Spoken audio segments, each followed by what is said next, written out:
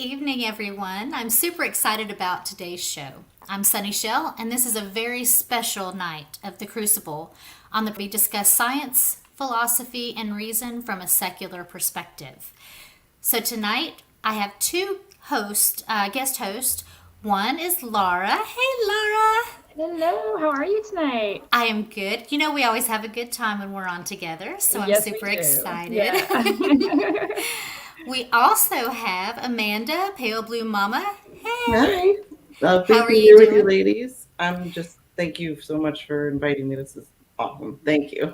Well, absolutely. We could not do this without you Oh, because thank we you. have an extremely special guest today. We have Sasha Sagan. Sasha, Hi. thank you so much for coming on today. Oh, it's my pleasure. Thanks so much for having me. So, I wanted to first give the guest host a chance to explain why they wanted to be on this show today. I mean, it's pretty obvious, but I think it's important to hear kind of the special things in our lives that make this even more special. So, Laura, why did you want to be on this show tonight? Awesome. Okay, that's actually a really good question. And my answer, I don't think will be exactly what you think it is. I did grow up watching Carl Sagan and Cosmos, and I absolutely adore him and the science educating that he did. But I'm excited to be here actually for Sasha herself because my interest, as anyone who knows me knows, is cultural anthropology and studying cultures and religions and all of that stuff. It is a fascination of mine. So, her book about rituals and how you can still find magic and ritual and tradition in the secular world is so right up my alley. And the work she does is so right up my alley that I'm actually excited just to get to talk about her work and what she does. That is such a great answer. Thank you, Laura. That's so nice. Yes, I'm so happy to be here with Fantastic. you. And Amanda, can you tell us why you wanted to be a part of this show? Um, Everybody knows that my first degree was in astrophysics, and then I moved on to climate science. But I specifically went into astrophysics. I was 8 years old when I got my first copy of Cosmos. I remember we were on a trip to North Carolina, and on the way back, we'd stopped at this bookshop, and I still have it. I can still feel it. I can still smell the book. Like I remember that memory so vividly, and just Oh, like reading through as much as I could, and as much as my 8 year old brain could, understand. All the way back to Connecticut, and that's when I just fell in love with astrophysics, and I fell in love with science. So I went into science because of Sasha's father, and because of her father, I've also became interested in her and what she was involved with. So obviously, I've read some of her stuff, and specifically this book, which was just heartwarming and sweet and so much fun. And that's why I wanted to be on the show. And also, my name is obvious. It's Pale Blue Mama after a Pale Blue little Dot, which reference. is Yeah. Satan quote. So obviously, yeah, singing thing. So thank you for having me on. Awesome, wonderful. So, I want to tell you, Sasha's book is For Small Creatures Such as We, and it is a fabulous book. I have it on Audible. I also have it on Kindle because I like to go back and forth. The thing about Kindle, just to put a plug here, which Kindle doesn't pay us anything, but they really should. You can highlight things and share things on social media and stuff in a way that you can't in Audible. And yet, Audible, I have a long commute every day, and so I'm able to read some. Then I can pick it up. They go back and forth, so it syncs, so I can read or I can listen, but I can also highlight and do all those kind of cool things. And on some of the books that I read, they use really big words. So I kind of highlight that in my head and I go back to the Kindle and then I can look that up. And then it also links to other things that might be of interest because of that. So anyway, just a little plug about that. But her book is enthralling, and for me personally, it was actually exciting because I felt a lot of the things that she was talking about. I could relate to them. So I'm really excited to have you on here. And I wanted to start just with, why did you decide to write this book? What was the motivation behind it? Well, first, I just have to say thank you to all three of you for such kind words, and it really just moves me so deeply to hear such nice things, and just to hear how, as you said, Amanda, just the impact that my dad's um, work has had on so many people, even so many years later. So thank you. In terms of my book, um, I really I think the first seed of it was sort of, I wrote an essay in like 2014 that was very much about how we grapple with mortality and the impermanence of being alive, from a secular point of view, and how we grieve. And that's something that is one of the central questions for me in my life. I lost my dad when I was 14, and my parents raised me with this joyful worldview that science is not just a list of facts to be formulas to be memorized, but a pathway to deep understanding, and an uplifting philosophy. And I think that that has served me so well. But it begs the question, when we go through these elements that we all experience in life, death being perhaps the biggest, most difficult to reckon with, but also just, coming of age and marriage and all these things that even for those of us who don't believe, we go through these changes. How do we do this without the infrastructure of religion? And I think it was born out of this question specifically about how do we do grief without the infrastructure of religion. But as I wrote about that, and I sort of got a sense of the interest in that subject, I thought, well, I'm also really, I don't want to be like so morbid that I, such a downer that I'm only talking about this element of life, which is so important, and I think really profound and not to be ignored. But there are so many of the other elements of life that are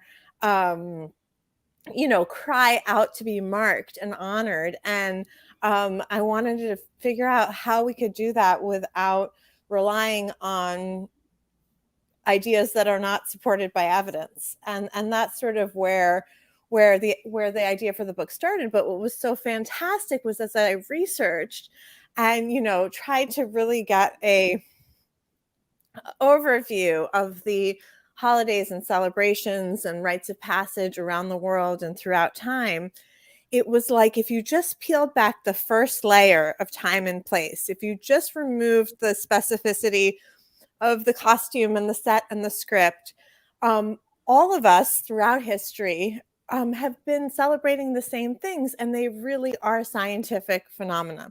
They're either biological events like birth, coming of age, and death, or they are astronomical events like the changing of the seasons, the equinoxes and solstices, the phases of the moon.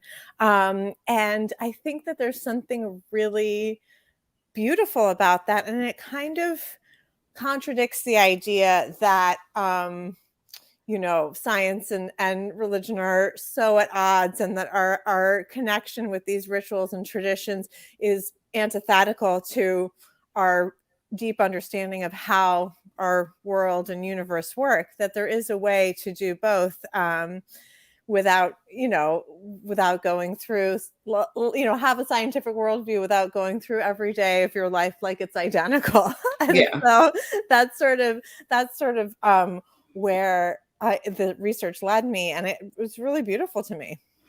I think you probably get compared to your father a lot, which I think is kind of unfortunate, because in this case, specifically when it comes to your writing, because you have this such an amazing voice as a writer in and of yourself, that it is, your father was his own person, his own writer, and you have this really independent, wonderful voice as a writer that I think is so beautiful.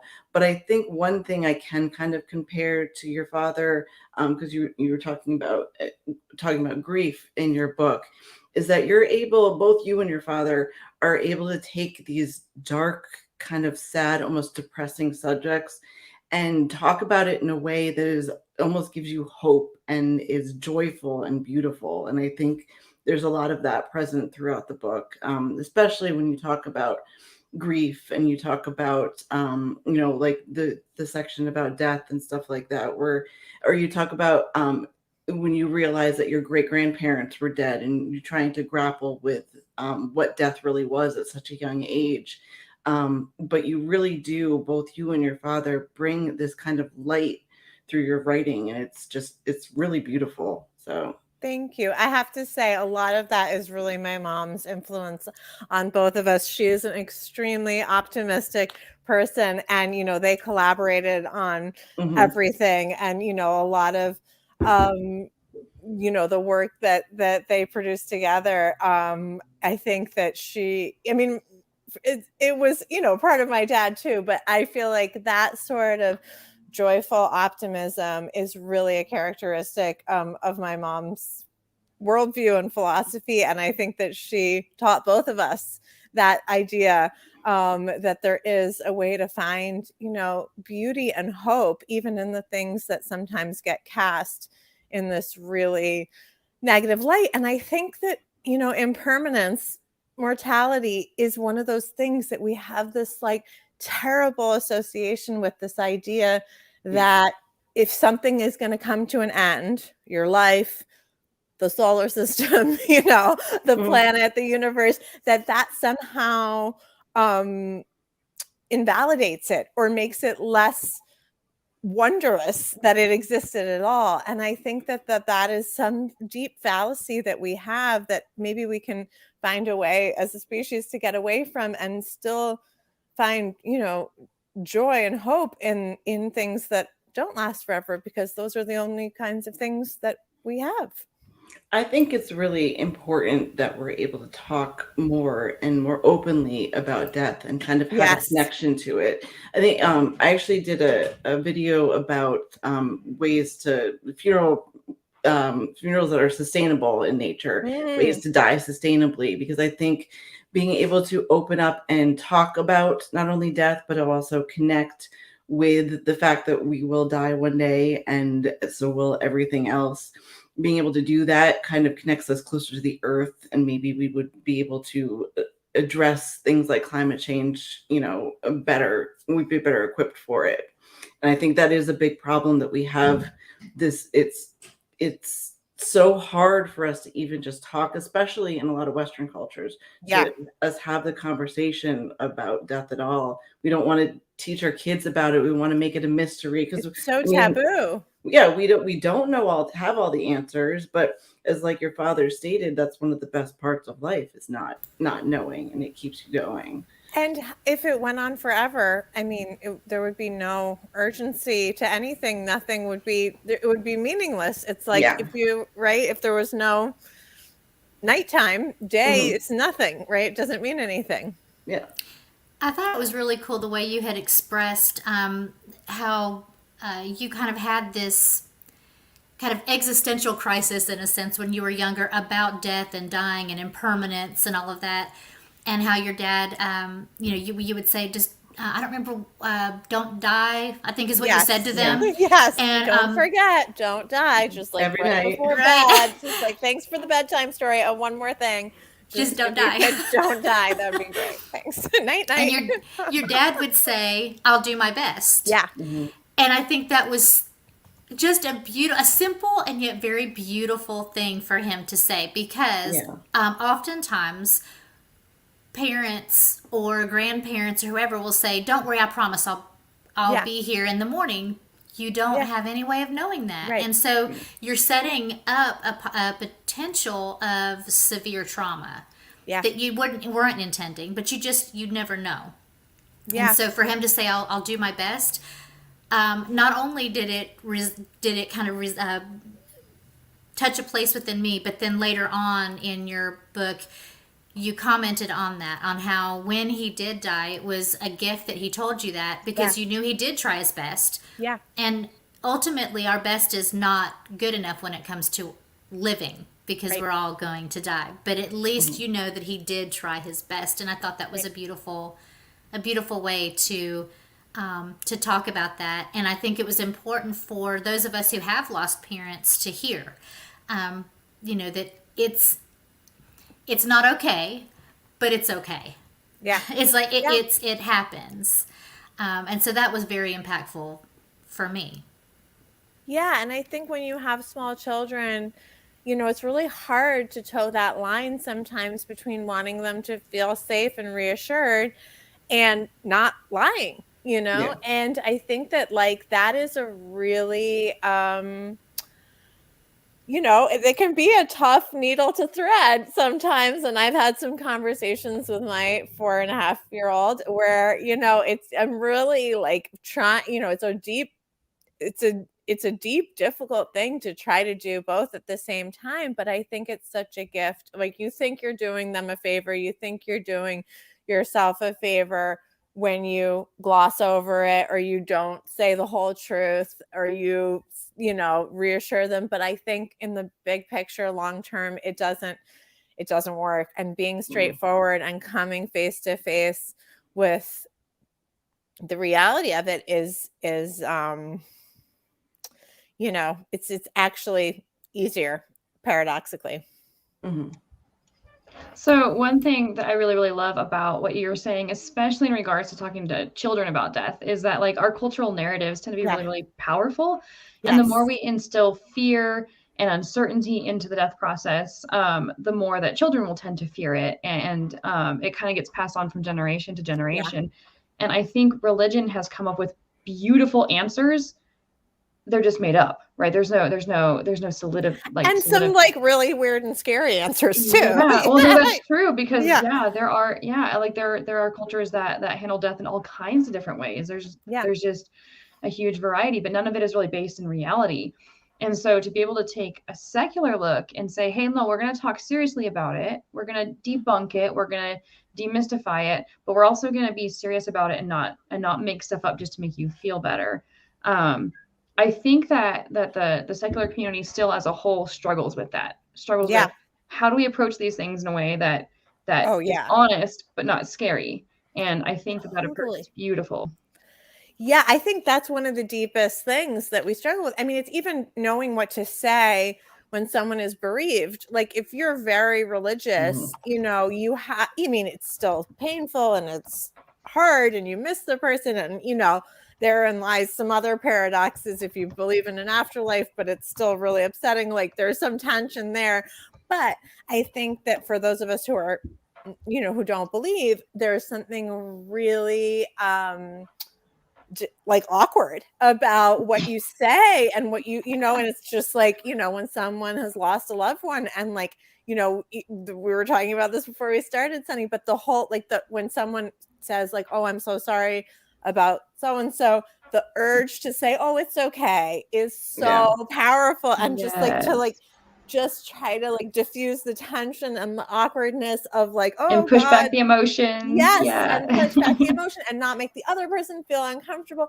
It's so difficult to navigate. And I think it's one of the things that in the secular community we really have to reckon with and find a way to talk about these things openly and in a way that's reassuring and come together and not avoid the subject of mortality and grief. And, you know, I think we're doing that. I think a lot of the big parts of life that, you know, traditionally have been handled by religion, more and more people, for example, get like have the officiant at their wedding be a friend. And like there's all sorts of things like that you see in the culture starting to shift.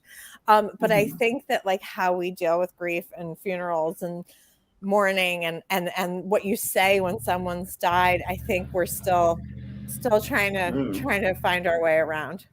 I think one of the things that was really powerful in the book was, and it kind of goes along with this, was how your father was, you know, it was important to him to be able to say, you know, I don't know. I don't have all the answers. In fact, he found glee in not only not having the answers, but, you know, being on the conquest to find said answers. Like you described how you would talk about stuff after school And if he didn't have any, if you were asking your parents a question and they didn't have an answer, you guys would run off to the encyclopedias or an atlas or something like that in order to find the answers together. And it became, an adventure for you and your family to be able to do. And I think especially somebody like that, somebody like your father, who everybody in the world sees how brilliant he is, but he's able to step back and say, you know what, I don't have all the answers, and that's okay.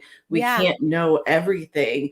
And it's exciting to be able to say that. And I think that's something we all need to be able to admit, especially when it comes to death and things like that we don't know.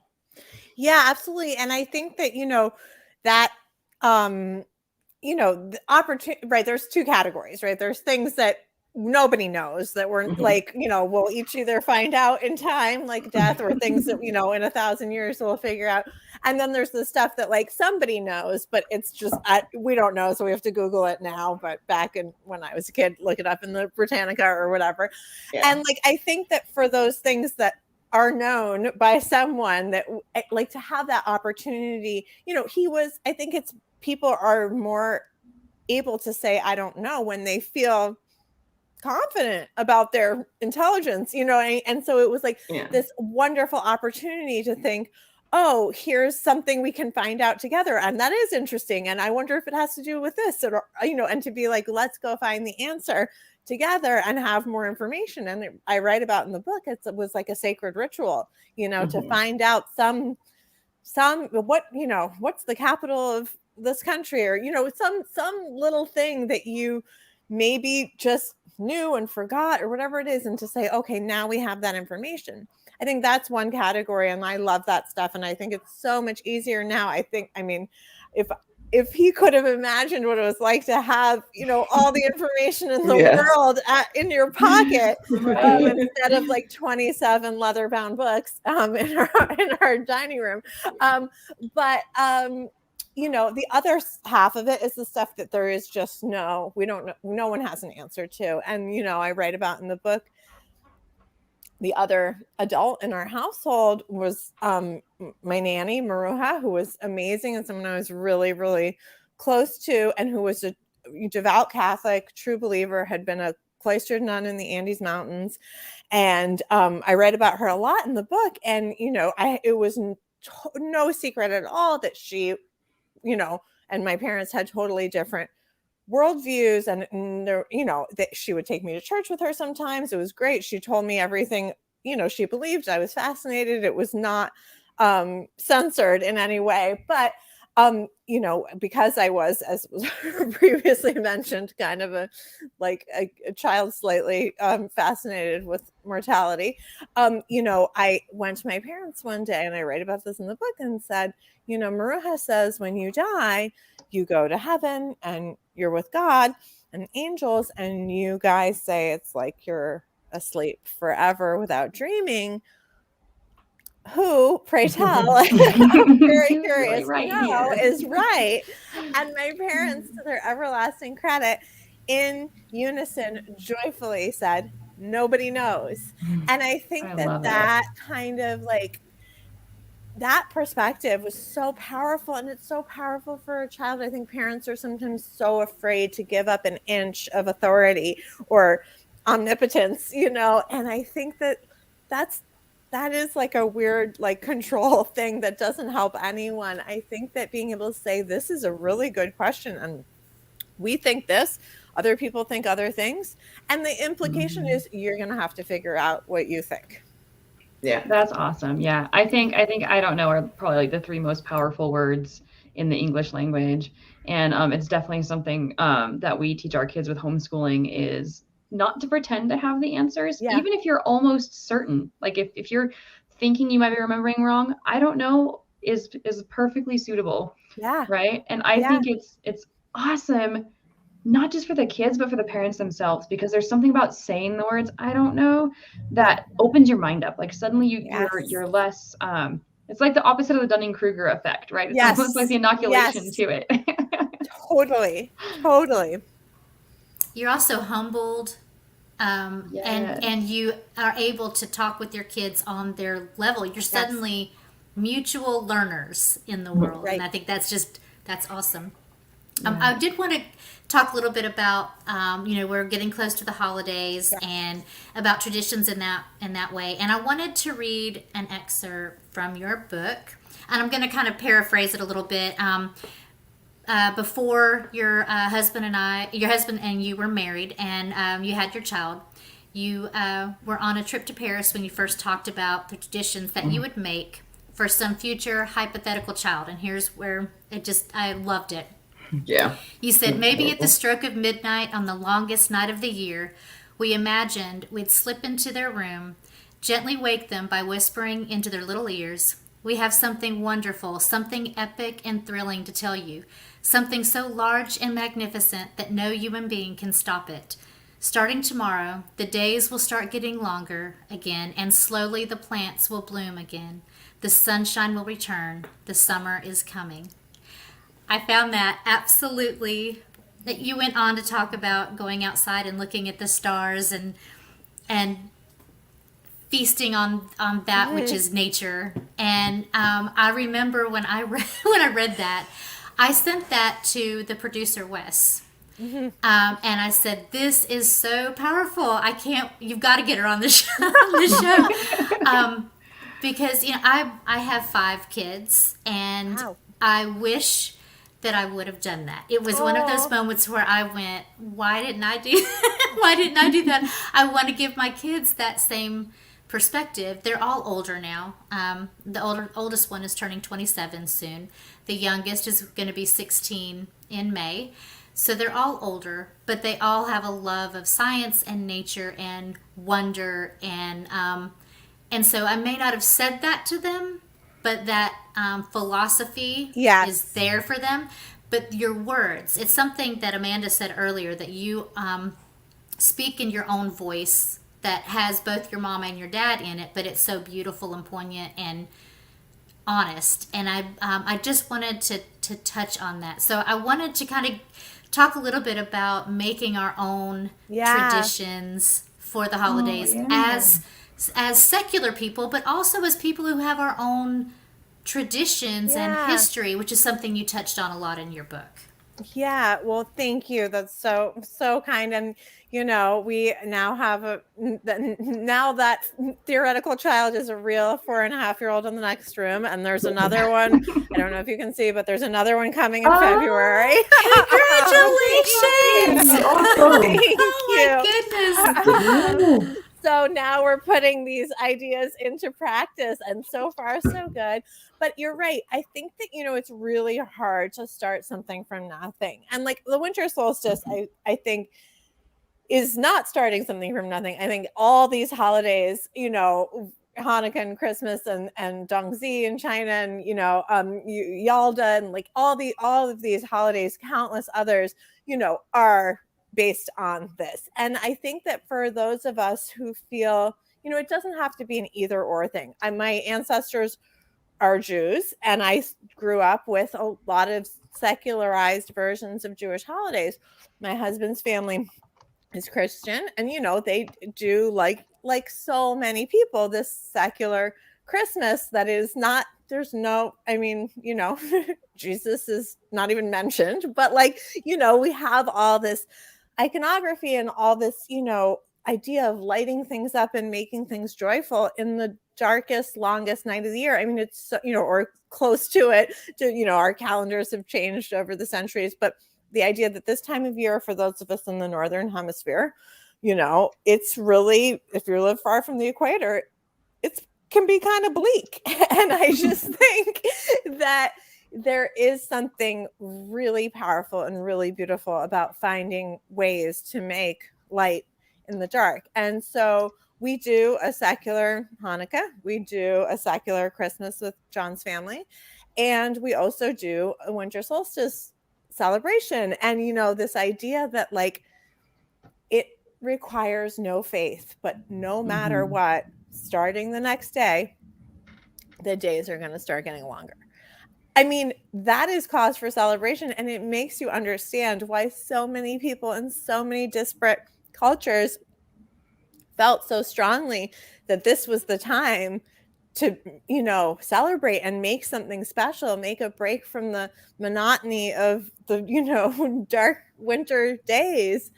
And I think that, you know, for those of us who are not religious, there's ways to do, you know, secular versions of the things that your ancestors have been doing for, you know, the last few thousand years. Mhm. Or there are ways to totally start fresh, or there are ways to try to imagine going back, you know, with our carrying our modern scientific understanding of how things work, go back even further than the last few thousand years.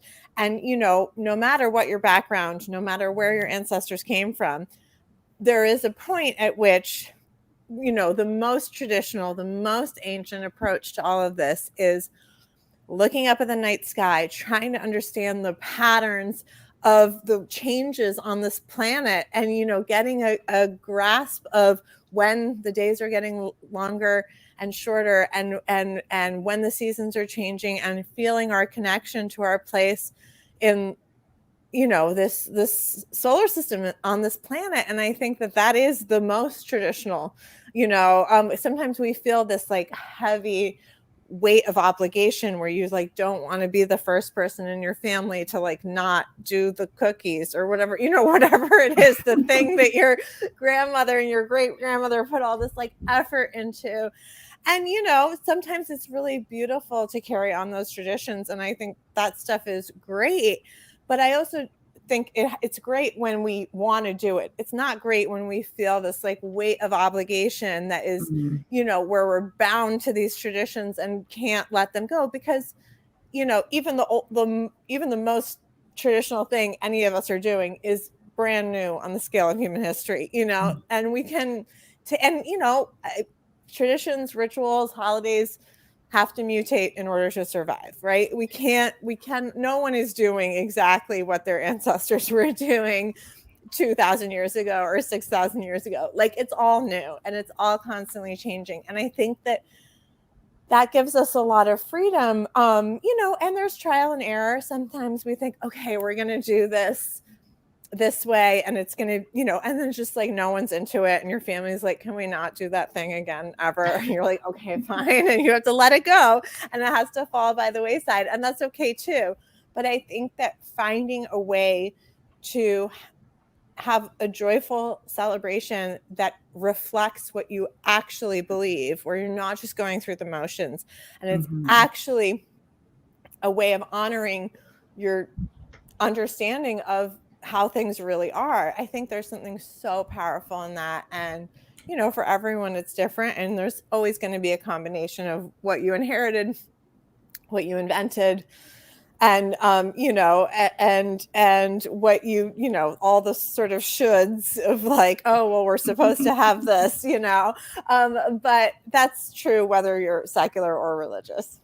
I think like we can sometimes kind of see traditions as something that we do, we have to do. They can be Right. kind of a burden or whatever. But the way that you described it kind of put a different light on things for me, because like this is actually a conversation that I had with my son recently. I have a 17-year-old, and we're basically kind of starting our own thing, just the two of us this year, and talking about traditions that, oh, well, you know, do traditions matter? Why do we have to do them? But you kind of describe them as a way of, even whether we believe in the faith or we believe in what we're doing, or even believe in Christmas at all, or whichever holiday you're celebrating that comes along with these traditions. It's so you think back to the people in your family or the people that connected to you that were doing this, you know, a decade ago, a century ago, or whatever. And it's a way of kind of connecting you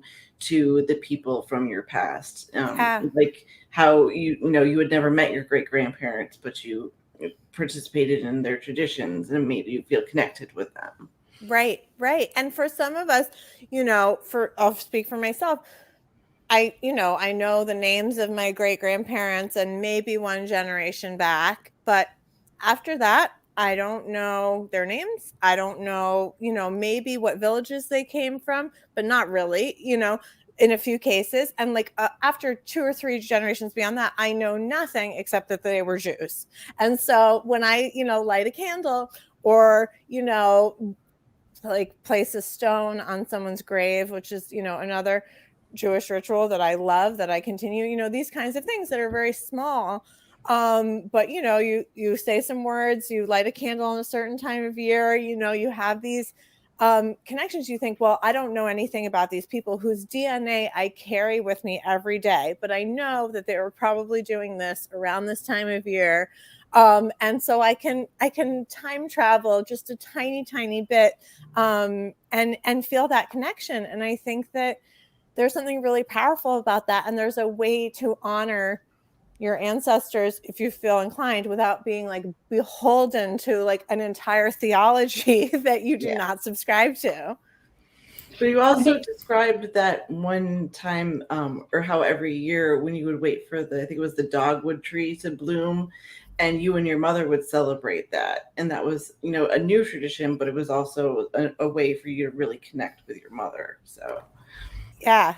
And it was a really like kind of what's at the heart of every spring tradition, this idea that like, okay, the plants are blooming, the weather's warming up, like things look like they're getting better. Like, I mean, so many of the spring holidays, like the narrative is like things looked terrible. That was really close, but I think we're in the clear, and it's like that is spring for so many generations, when surviving the winter was not guaranteed. And like, of course, we have these joyful celebrations around the spring equinox, because it's like, whew, we might make it. Mm-hmm. I think also with those, there are people who don't necessarily have the knowledge of who their ancestors were. Yes. Those who were adopted or other issues. They can still find.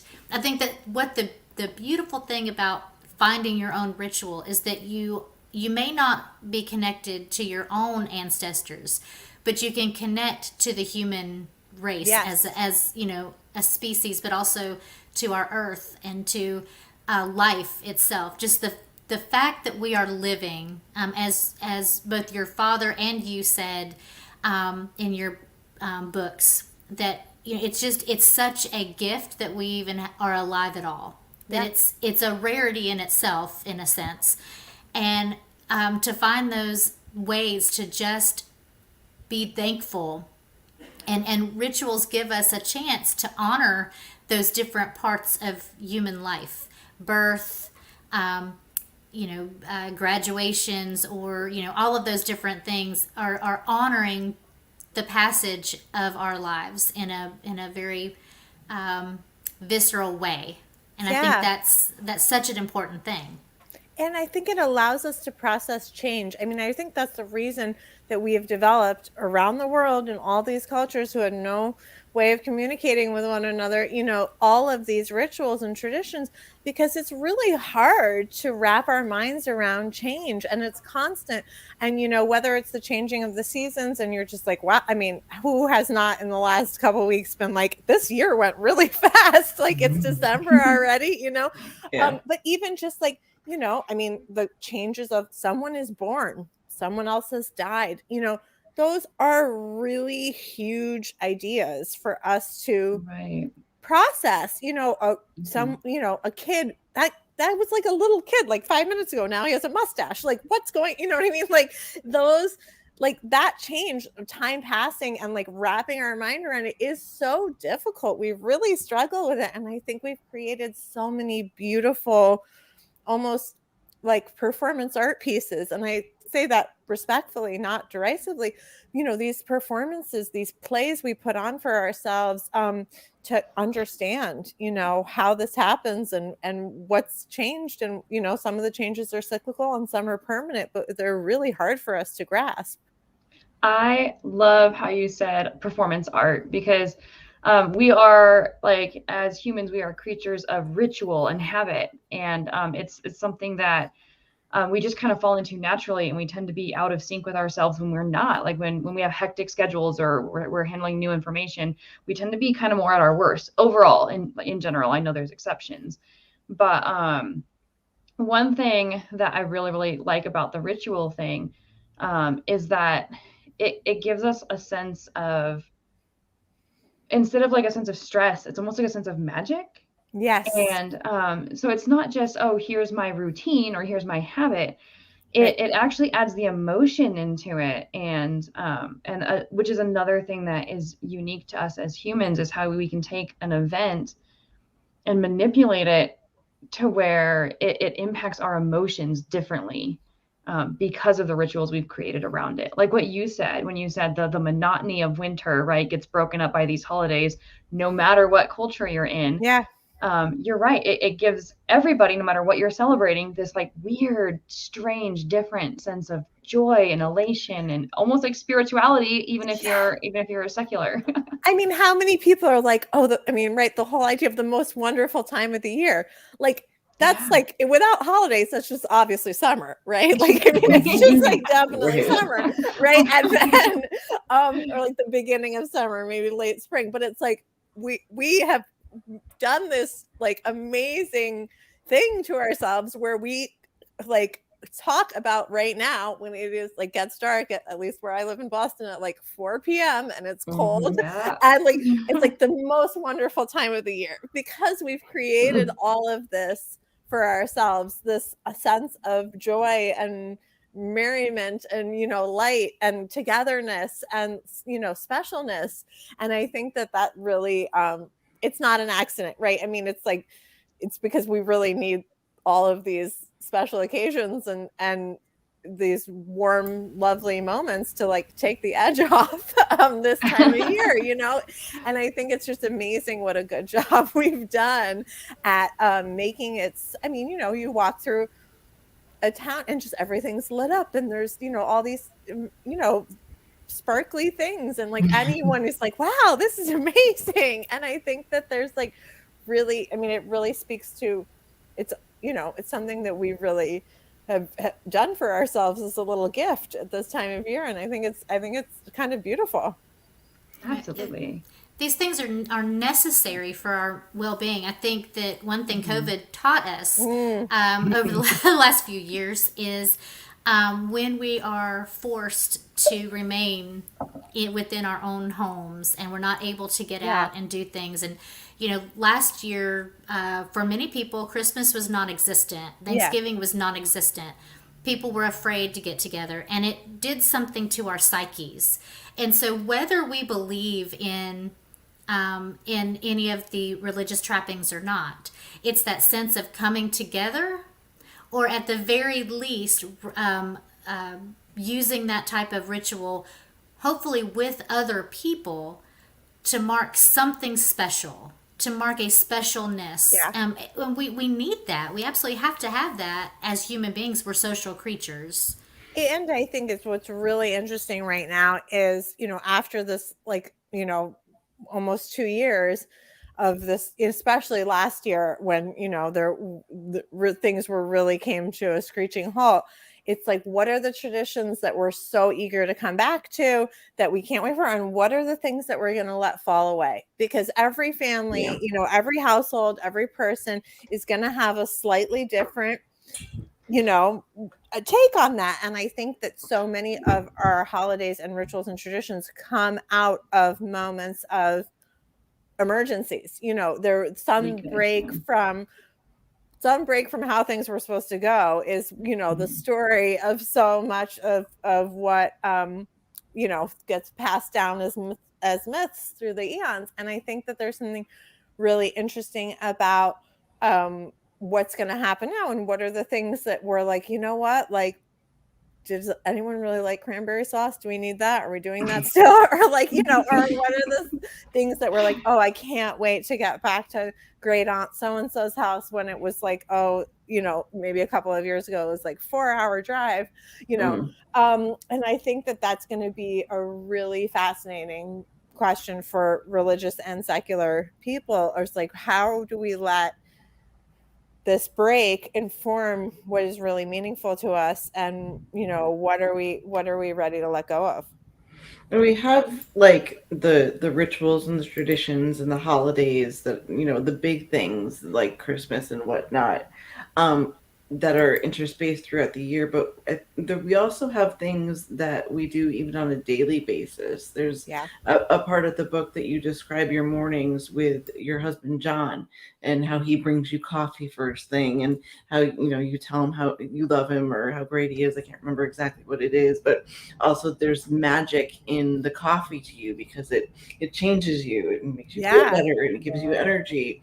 And there was I think I was reading a book on Japanese culture, and it kind of reminded me of that, where they have the same kind of idea where daily routines that would normally be boring and we just get lost in, like bathing or a cup of tea or whatever. They have big drawn Yes. out rituals about it, and some people look into the culture and see it as weird, like, why make such a big thing out of a bath, why be so super serious about just a tea ceremony or whatever. But there's a reason for it. It's because it adds this, like Sasha said, magic to the entire thing. It breaks up what we would just normally get lost in, and gives our lives meaning, even down to the most tiny thing. And I think it really facilitates gratitude, like I think, there's so much that like it's so easy to take for granted if you're like, oh, it's like a cup of tea. But if you take that moment to be like, this grew in the earth and we figured out over millennia how to, brew it in the most delicious possible way. And it has, depending on what kind of tea, if it has caffeine, it has this power over you. And just this idea that this is this sacred thing, is really, I think it makes for more joy in your life, because it's like gratitude, appreciation, those things. It's not, it's like, I guess like the argument against it is like, it's inefficient to like have a ceremony every time you're going to take a bath. But like, Yeah. I don't know. I think it's a pathway to more joy and deeper understanding of our place and our interconnectedness. Mm-hmm. All of this reminds me of a Buddhist lecture that I was listening to, where he was talking about food, and he was talking about taking small bites and chewing slowly and taking the time to taste everything you're eating. And so often, like especially us as Americans, we're shoveling food down our throat, and we're like we're going through the process quickly while we're on to job A and then thing B and handling kids. And like Sunny and I were eating a snack really quickly before coming on. And it teaches you to slow down, appreciate the moment, but really be present in it. Yes. And I think that holidays help us to do that too, and rituals, because they draw attention to the moment. And just like Amanda was saying, having a specific ritual for a bath, it's not that there's anything necessarily special about a bath in general, but it's drawing attention to that moment and making you more aware of it and participate in it, instead of it just being one more thing that you're going through like a robot every day. Right. Yeah, no, I think that's, I'm all for that in any way we can find it. And talking about, the daily things, like in the pandemic, I think, especially at the beginning when it was like totally like locked down and we were just like, everyone was like, it was like the week between Christmas and New Year's, where you're just like in your pajamas, you don't know what day it is. Like everything was just like so confusing. Mm-hmm. So many people took up like, the meditation app or like YouTube yoga. And it was like, these are things that came out of a religious history that have taken on this secular life of their own. And it was like people started doing them because it was like, it kept the days from bleeding into each other. If it was like, okay, I'm not leaving my house and I'm like scared to go to the grocery store, but just if I'm going to do this like video for 20 minutes and do yoga, like I'm like, okay, I'm starting my day. And like, this is a break from just everything being the same and bleeding together. And I think that really speaks to that sort of idea of like, okay, even the small daily things, it may be, especially the small daily things, if there is a way we can take even a couple of minutes to step back, it's helpful. Mm-hmm. I'm so glad that you started that, Laura, and that you continued on that, Sasha, because one thing that kept coming up to me as I listened to your book, was the idea of kind of secular Buddhism, in the sense of being mindful and present, which we know is the research has shown that it's very impactful for your well-being, for your overall happiness, to combat things like depression and so forth, and even dealing with grief. There's a lot of great rituals within secular Buddhism that can touch on this. So I was really happy that you said that, Laura, because that's what I was just about ready to go into. That's really, I love it. You're so really welcome. cool. One other thing I wanted to touch on, as I know we're getting close to our hour, have about 10 minutes left, was that I wanted to touch on the ways that you used kind of this ritual to increase your relationships in a general sense. Like you were talking about how you started your the women's ladies dining society, the ladies' night. Yes. And as you were talking about it, I was listening to it, and you had said that when you basically were saying for people who haven't read it, that you have all these wonderful women in your life who are come from all different backgrounds and have so many things that they offer the world, and you felt like, I'm hoarding them and I need to share them. They need to know each other too, which was a beautiful thing. And once that happened and your friends started took on a life of its own, and they were interacting with themselves and having relationships outside of you, you had this feeling of both, wow, that's so cool, and wait a minute, what about me? Hey guys, that was such an honest thing to say, because as soon as you said that they had done that, my initial thought was, I wonder if she felt jealousy, and then immediately you said, it was also like, hey, what's going on? But the cool thing about that was that it also carried on, and then people started, as they moved away, they started kind of doing their own thing. It wasn't just your women's society, or the dining society, society. Thank you. In New York, it was happening in California, and then you even mentioned that there was a gay men's group who started doing it, and how it took on a life of its own. Just something that you thought of in one moment that was very rigid in how you did it. Blossomed into something that became a ritual for other people, and how it's grown. So I wanted to find out kind of what your thinking was when you were writing that, and how you feel about it, and is there still a society going on today? Well, COVID has really taken a toll on things like that. I do hope, that those little dining clubs around the country, come back to life when things are a little bit more normal. But I really, I'm part of what drew me to this entire topic, the entire topic of the book. It's like, I'm really like social, and like, I like celebrations, I like parties, I like reasons to come together. And as I write in the book, like I had my husband and I, we weren't married yet, but we lived in London for 2 years, and then we came back to New York. And when you return, so it's like suddenly you see everything with new eyes. And I had this unbelievable appreciation for all these friends that I had missed so much. And like, this idea slowly dawned on me that like, I shouldn't just be seeing them like one or two at a time, but that everyone should get together once a month. And so I started orchestrating like really fastidiously with like a spreadsheet, and being like, and like sending out really formal emails, and being like really uptight about it. This dinner once a month, which like was so great, and like really such a special thing for years. And so many deep friendships and like work relationships, just all kinds of connections were born out of that. And those friendships still, a lot of people have left New York and moved all over the country and the world.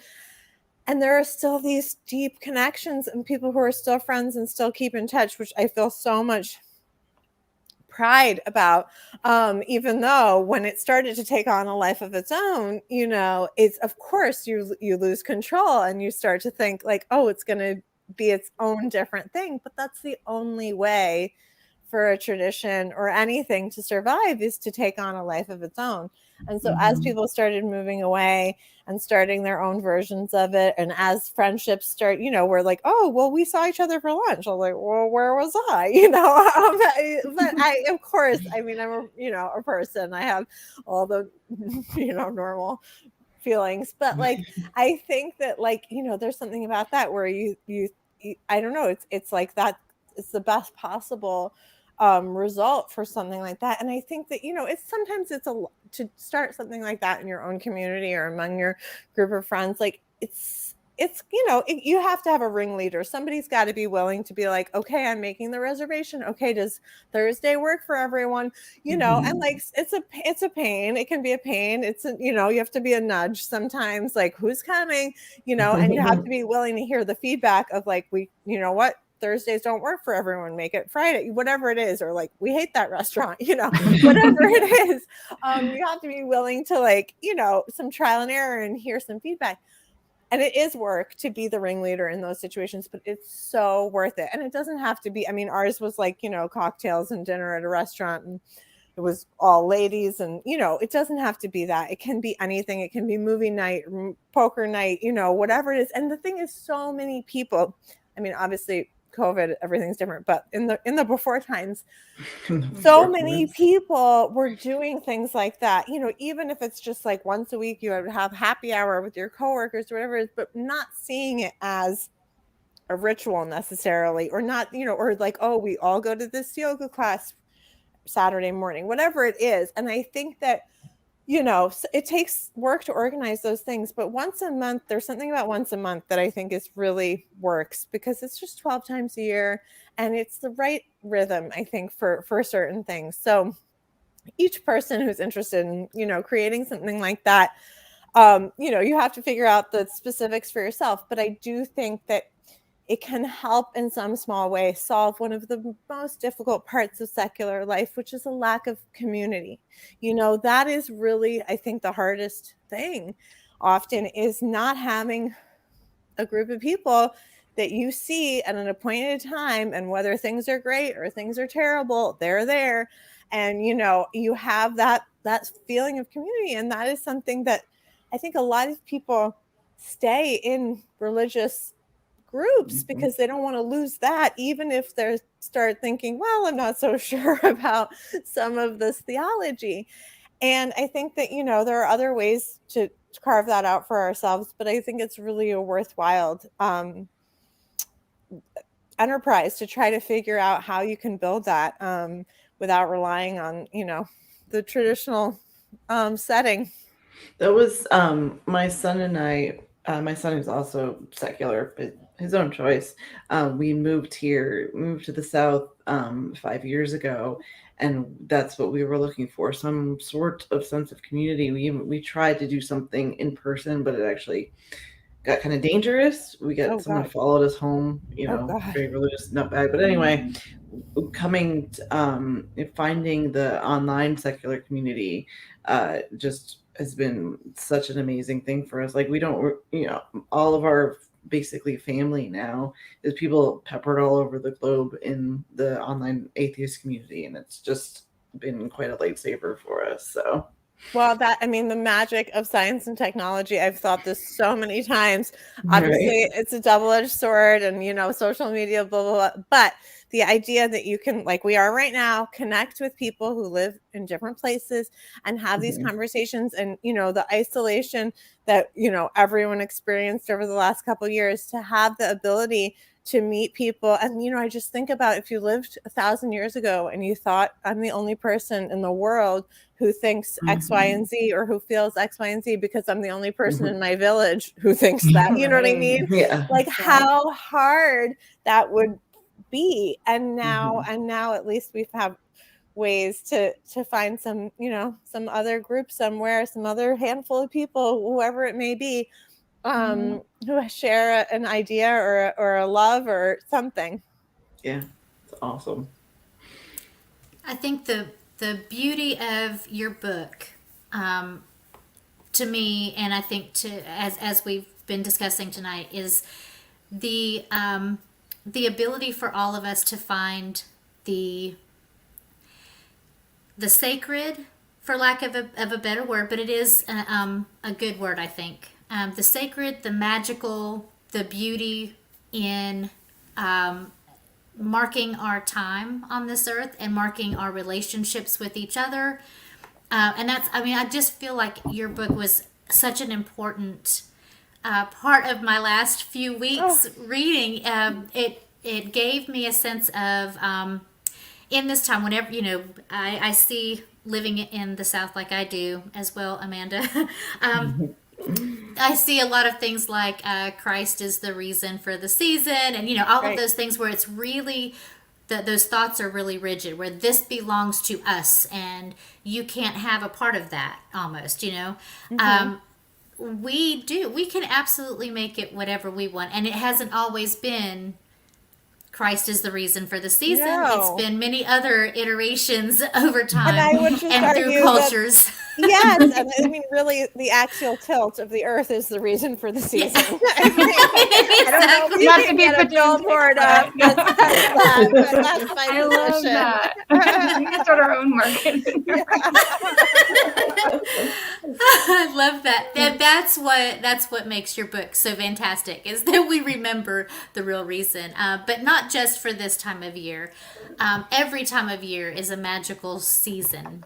And every aspect of our lives, the fact that we were born, the fact that we even grew up, because for a lot of, and you talked about this in the book, for a lot of human history, it wasn't guaranteed that you made it out of infancy, let alone childhood into adulthood.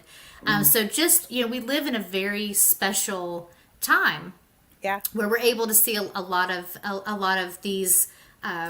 The lifespan in its entirety, in a sense, and it's awesome to just sit back and just be in awe and enjoy of what this gift really is. So I want to thank you for sharing your thoughts and doing all of the research that you did for this book. I think that you have definitely touched a lot of people, and it was very nice that you did the audio for you read for the book, because it was really nice to hear you and talking with you tonight.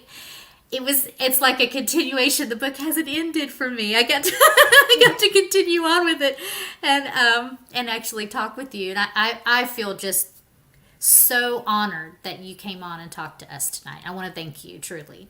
It was absolutely a pleasure. Thank you so much for having me. It was so lovely meeting all three of you, and happy holidays. Thank you. I want to ask Amanda, do you have any final thoughts, anything that you would like to share with Sasha before we end the show? Just thank you.